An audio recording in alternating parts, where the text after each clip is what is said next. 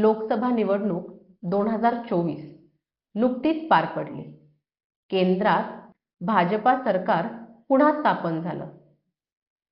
नरेंद्र मोदींनी हॅट्रिक करत तिसऱ्यांदा पंतप्रधान पदाची शपथ घेतली खरी, परंतु त्यासाठी त्यांना किती तडजोड करावी लागली हे संपूर्ण भारताने पाहिलं आहे।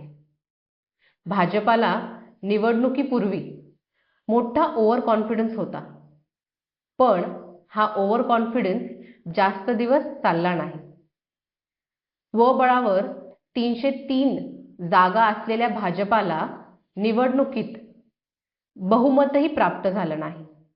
त्यामुळे एनडीए पक्षाच्या चंद्रबाबू नायडू आणि नितीश कुमार यांच्या पक्षाला डावलून चालणार नाही हे भाजपाच्या लक्षात आलं। नमस्कार, तुम्ही पाहताय दैनिक राज्य लोकतंत्र।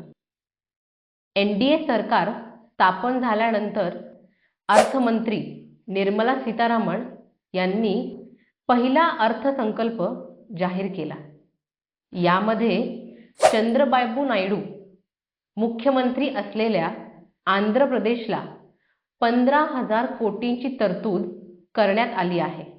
तसेच नितीश कुमार मुख्यमंत्री असलेले बिहार राज्याला 26,000 कोटींची तरतूद करण्यात आली आहे। या अर्थसंकल्पात दोन्ही राज्यांना वेगळे भरघोस पॅकेज जाहीर करण्यात आले आहे। यावरून लक्षात येतं की भाजपाला मित्र पक्षांना नाराज करून चालणार नाही। अर्थमंत्री सीतारामन यांनी सादर केलेल्या अर्थसंकल्पात बिहारमधील गयामध्ये विकास कामांना चालना मिळणार आहे असे सांगितले आहे।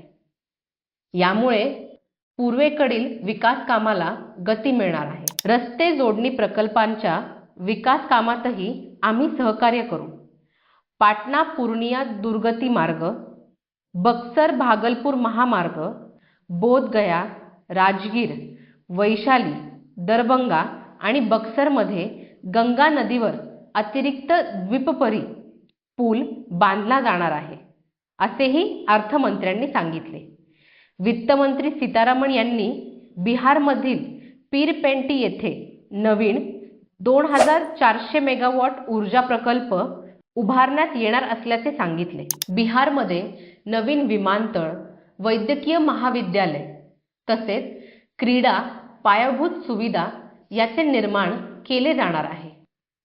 बहुपक्षीय बँकांकडून बाह्य सहाय्यासाठी बिहार सरकारच्या विनंत्यांची त्वरित प्रक्रिया केली जाणार आहे। तर दुसरीकडे आंध्र प्रदेशलाही 15,000 कोटींची तरतूद करण्यात आली आहे।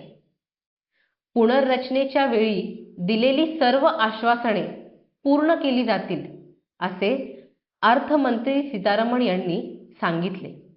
आंध्र प्रदेशच्या पुनर्रचना कायद्यात अर्थमंत्र्यांनी भांडवलाची गरज मान्य केली आहे। भाजपाने हा निधी देऊन आपलीच बाजू मजबूत केली आहे। याआधी संसदेतील अध्यक्षपदाची मागणी चंद्रबाबू नायडू यांच्या पक्षाकडून करण्यात आली आहे अशा अनेक बातम्या समोर आल्या, परंतु त्यावेळीही भाजपानेच बाजी मारली। आता भाजपाला आपलं सरकार सत्तेत ठेवायचं असेल तर या दोन्ही मित्र पक्षांना डावलून चालणार नाही। त्यामुळे त्यांना यापुढेही त्यांची मर्जी राखावी लागणार हे नक्कीच। तुमचं याबद्दल काय मत आहे आम्हाला कमेंट करून नक्की कळवा। आणि जर चॅनलवर नवीन असाल तर चॅनलला सबस्क्राईब करायला विसरू नका। धन्यवाद। दैनिक राज्य लोकतंत्र।